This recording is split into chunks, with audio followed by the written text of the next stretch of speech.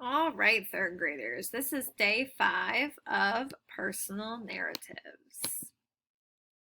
Today we are going to learn how to make our writing more interesting. Reading a text is much more interesting when the author shows rather than tells. For instance, if I said, "My mom was angry," I would be telling you how my mom felt. However, if I said, "My mom's eyes narrowed and she pointed her finger at me and told me to go to my room," I would show that my mom was angry. So there's a difference there. Showing is better than telling. After you listen to the memory string, I want you to listen for examples of when the author chose to show you how a character felt rather than telling you about the feeling. Try to write down at least one example of this. After listening, share with me your example that you heard. On your task page, you can record yourself telling me and you can put it at the bottom of the page.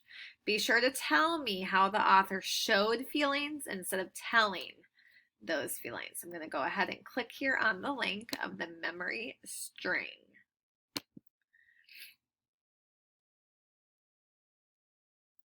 I'm going to move my slide. So hold on one moment.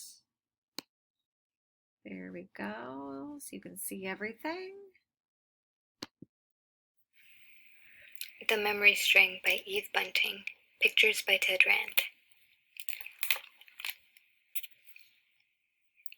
Laura sat under the oak tree in their small backyard. Whiskers, her black and white cat, lay beside her, twitching his tail. On the porch, Dad and her new stepmother, Jane, were painting the railings. Jane stopped and pushed her hair away from her face. She wore an old paint-stained shirt and skinny-leg jeans. "Want some lemonade?" she called. Laura shook her head. While Jane was still looking in her direction, she took the memory string from the red velvet box on her lap. The buttons strung on the string shone and silvered, patterned with oak leaf shadows. Jane dipped her brush in the paint and went back to work. Her shoulders were stiff. Laura had pulled out the string a lot in front of her stepmother.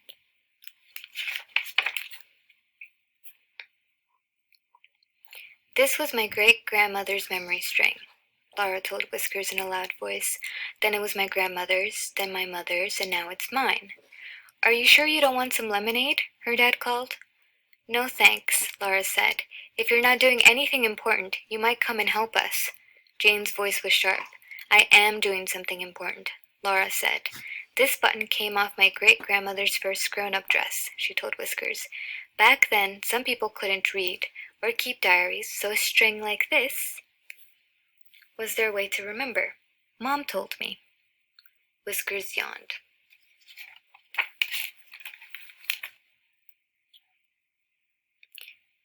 "This button was my great-aunt's. She wore the dress to a quilting party. It's all part of our family's history."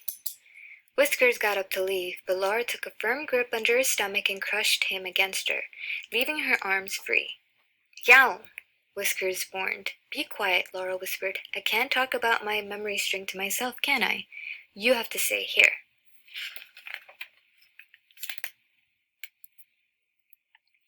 These 3 buttons were from second cousins of my grandma's. The cousins were at a spelling bee. She peered up under her bangs. Dad was pouring lemonade. He took a frosted glass to Jane, and she sat back on her heels and smiled at him. Laura saw him touch Jane's neck, under her hair. He did that often. Sometimes Dad and Jane sat on the porch at night after Laura had gone to bed. Her room was above, and she'd hear them whispering and laughing softly. They seemed so happy. It hurt to hear them happy like that. She rubbed the buttons between her fingers. Get to the good part, she thought. Forget the cousins. Get to Mom. "This button came for Mom's prom dress," she told Whiskers. "Stop squirming," she added. "And this is from her wedding dress. It was white, of course. And see this little teeny tiny one? This is off my christening dress. And this one is off the dress I wore to my 5th birthday party. I remember."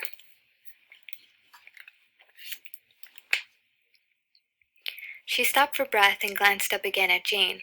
All this must hurt her a lot. For an instant, Laura felt mean and horrible. But only for an instant. She didn't hate Jane. Not really. It was just that Jane had gone and married Dad.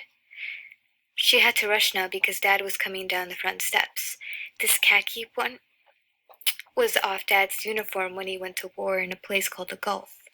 Mom cut it off his jacket when he came home, and she cried and cried because she was so happy he was safe. Dad stood in front of her, bare ankles owed toward tennies. "Laura?" Quickly, before he could stop her, Laura said, "This last one fastened the neck of Mom's nightgown, the one she was wearing when she died. Dad saved it for me." She held up the memory string. It turned, the colors blurring through the blur in her eyes. Whiskers leapt. "Watch it," Dad said anxiously, but he was too late. Whiskers' claws caught on the string, scattering buttons like sunflower seeds. Laura covered her eyes with her hands. "Oh no!" Up on the porch, Jane dropped the paintbrush and rushed down the steps. "It's okay, sweetie," she said. "We'll find them." The three of them searched the grass. "I found one," Dad said. "Here's another," Jane called. Whiskers watched from the top of the sagging fence. Bad Whiskers. One by one, Laura put the buttons carefully back in the box. "There were 43, she said. "I'm still missing 7. They found 6 more. Their knees were covered with dirt. Ants crawled over their hands and arms. They sifted through leaves and dead blossoms that had blown off the camellia bushes by the porch. "Do you know which one is still missing?" Jane asked. "The one from Dad's uniform. It was Mom's favorite because... Tears streamed down Laura's face, and Jane took a step toward her. "Oh, Laura, my dear." It was what Mom would have said, what Mom would have done. Jane's voice was soft, as Mom's would have been. But this wasn't Mom. Mom had died 3 years ago. This was Jane. "Dad?" Laura whispered, and her dad folded her against him. They searched again after supper until the light faded while Whiskers lay on the porch lazily swatting bugs. When she finally went to bed, Laura couldn't sleep. "We'll find the button in the morning," Dad had promised, "and I'll help you restring them," Jane said. "Thanks, but I know how to do it," Laura told her. She lay listening to the crickets, listening to Whiskers purring beside her. A little later she heard the murmur of porch voices, and she got out of bed and knelt by the window. Jane and Dad sat in the swing. She could hear its soft creak. Bugs batted against the yellow light bulb. "But there won't be any difference," Dad was saying. "My old uniform is in one of those boxes we stored in the attic. I can cut a button off and drop it in the grass. She'll never know." "How can you think of such a thing?" Jane asked. "Those are true moments on that string. You can't cheat Laura like that." "But, sweetheart," Laura imagined Dad taking off his baseball cap, rubbing his head the way he did when he was worried. "My little girl's heart is breaking. I only want to make her feel better." "Laura would rather have that button missing than have a replacement," Jane said. And then she added, "It's like a mother. No substitute allowed." Laura heard the chokiness in Jane's voice. She felt choked up herself. The swing squeaked as one of them stood up. "Let's look some more." "Right now," Jane said. "Now? You can't see a thing." "Flashlights," Jane said. Laura bit her lip. Should she go too? But then they'd know she'd heard. She watched the white circles of the flashlights, the dark figures of Jane and Dad crawling through the grass. She could smell the fresh paint. The crickets had stopped singing to listen. And then she heard Jane's excited voice. "I found it! Over here! It must have rolled!" She held something up between her finger and thumb. "Whoopee!" Dad swung Jane round and round, and Jane laughed. "Careful, we don't want to lose it again." "She'll be so happy. You can give it to her at breakfast, Janie." "I don't think so," Jane said. "She won't like it that I'm the one who found it. Let's just leave it on the porch, like a gift from a good fairy."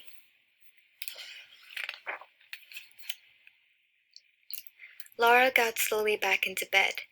Whiskers had moved into her warm place, and she slid him over. "Grrr," he warned. She lay, thinking. Jane's sad voice saying, "It's like a mother. No substitute allowed." She remembered the soft look on Jane's face today, the way she had understood about the true moments on the string. So much to think about. So much.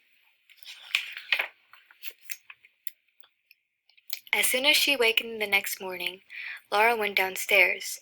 Jane was painting the back door robin's egg blue. Like it? She asked. Laura nodded. Already she could see the button on the porch. She picked it up and held it tight in her hand. A good fairy must have brought it, she said. She noticed that the buttons on Jane's painting shirt were a deep dark green. Pretty. Maybe one day she'd ask Jane for one to put on the memory string. She swallowed. Will you really help me restring them, Jane? Jane wiped her hands on a rag and stood up. Any time you want, she said. I'm here.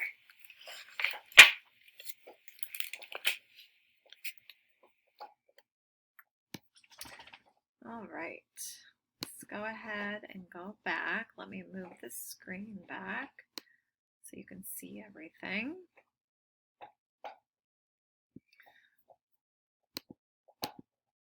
All right, your task today is going to be looking at some sentences where the author told us the character's feelings. This makes for a boring read, so we want to have our writing be more interesting, and we want our audience to imagine what the character is feeling. So we are going to practice taking those sentences where the author told us how the character was feeling, and we're going to create better sentences that show how the characters are feeling. So let's look at your assignment for the week. So let me make this a little bit larger. Okay, so you're going to rewrite each of these sentences below rather than tell. So I have one of them done for you. It says, Katie was so excited for her vacation. Well, that is not showing you anything. That's telling you something. So to make it better, I did it in the yellow box off to the side. It says, Katie was bouncing up and down with excitement as her vacation was approaching. A constant smile was stuck on her face with anticipation of Saturday. So I want you to be doing that with the other three boxes. So today, you're going to find your assignment in Class Kick. The first one has been done for you. I just shared that with you. It's the one we just discussed. Okay, your assignment is called Show, Don't Tell. So think about how the character is feeling. Imagine it in your mind and then write what you imagined. You're going to complete the rest of the sentences. So once again, you have three others to do because I did one for you.